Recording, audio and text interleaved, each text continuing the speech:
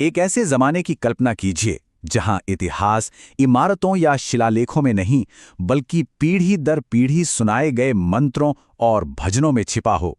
यही है ऋग्वेदिक काल। आज हम उन साहित्यिक खजानों की पड़ताल करेंगे जो हमें हजारों साल पहले की दुनिया की सैर कराते हैं।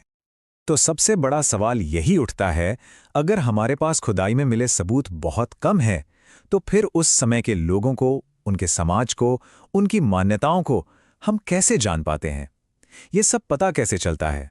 ये एक तरह से हिस्टोरिकल डिटेक्टिव वर्क जैसा है, जहां हमारे सुराग पत्थर नहीं बल्कि शब्द हैं। और जवाब जवाब जितना सीधा है उतना ही दमदार भी, उनके लिटरेचर से, उनके साहित्य से।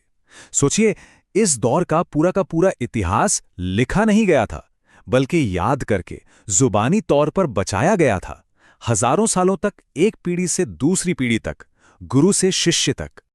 तो आज हम क्या क्या देखने वाले हैं?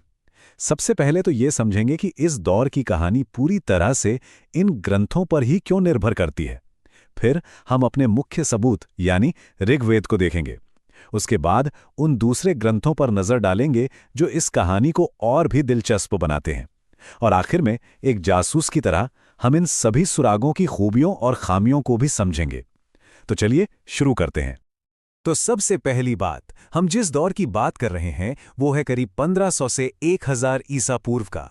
अब देखिए, इस टाइम पीरियड की कहानी जानने के लिए हमारे पास कोई खास पुरातात्विक सबूत, मतलब टूटे फूटे बर्तन या इमारतों के खंडर, बहुत ही कम है।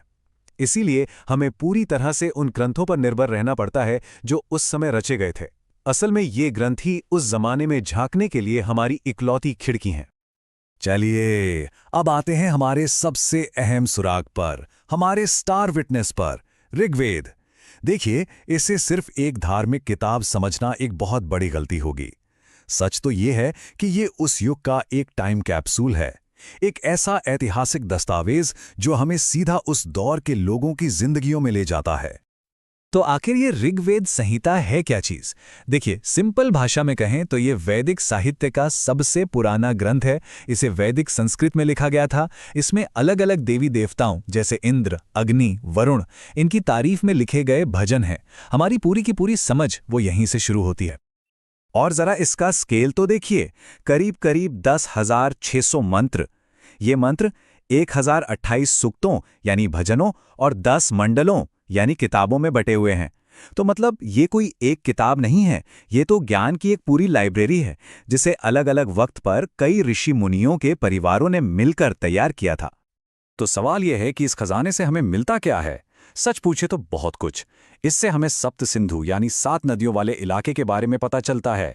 ये भी पता चलता है कि उनकी अर्थव्यवस्था कितनी ज्यादा पशुओं पर, खासकर गायों पर टिकी हुई थी। हमें दाशरागे युद्ध यानी 10 राजाओं की लड़ाई जैसे बड़े बड़े राजनीतिक इवेंट्स के बारे में जानकारी मिलती है, साथ ही जन और विश जैसे कबीलों के बारे में भी। तो ये सिर्फ धर्म की बात नहीं है, ये उस युग की पूरी समाज शास्त्र है। लेकिन कहानी सिर्फ ऋग्वेद पर ही खत्म नहीं होती। इस पूरी पिक्चर को पूरा करने के लिए कुछ और भी जरूरी ग्रंथ हैं जो इस पजल के बाकी टुकड़ों को अपनी जगह पर फिट करते हैं। तो चलिए अब इन सहायक किरदारों से भी मिलते हैं। अच्छा, तो ऋग्वेद के अलावा 3 और वेद भी हैं। सामवेद, ये पूरा का पूरा संगीत और धुनियों पर है, जिन्हें यज्ञ के दौरान गाया जाता था। यजुर्वेद में यज्ञ करने के कर्मकांड यानी तौर तरीके बताए गए हैं।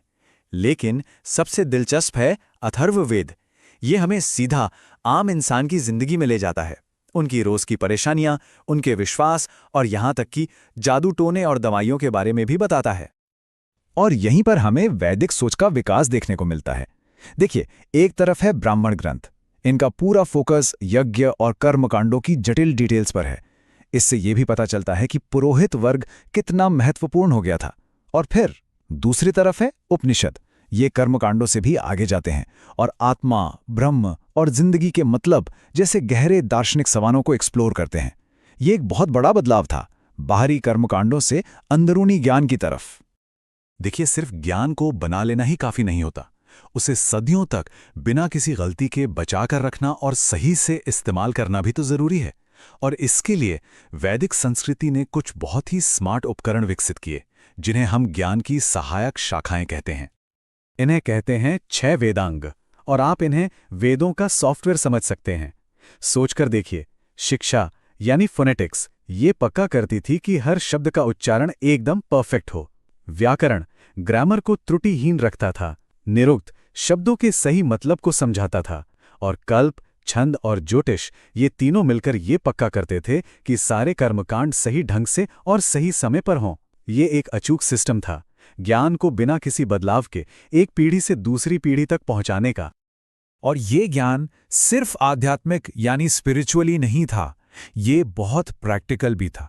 और इसका सबसे बड़ा सबूत है उपवेद, जैसे आयुर्वेद जो कि चिकित्सा का विज्ञान है, धनुर्वेद यानी युद्ध की कला, गंधर्ववेद संगीत और कला से जुड़ा हुआ, और स्थापत्यवेद यानी वास्तुकला।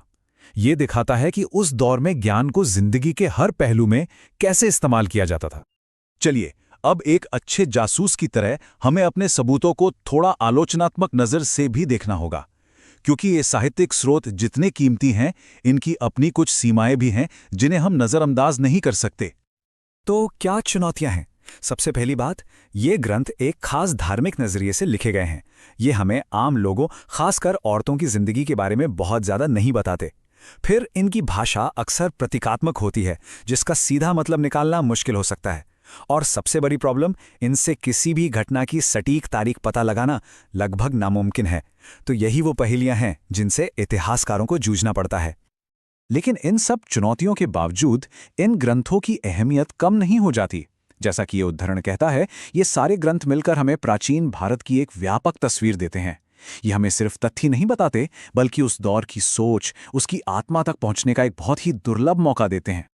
तो आखिर में एक सवाल जरूर सोचना चाहिए, क्या ये साहित्यिक स्रोत इतिहास का एक साफ आईना है जो सब कुछ हूबहू वैसा ही दिखाते हैं जैसा वो था, या फिर ये एक रंगीन चश्मे की तरह हैं जो हमें उस दौर को एक खास नजरिए से देखने पर मजबूर करते हैं?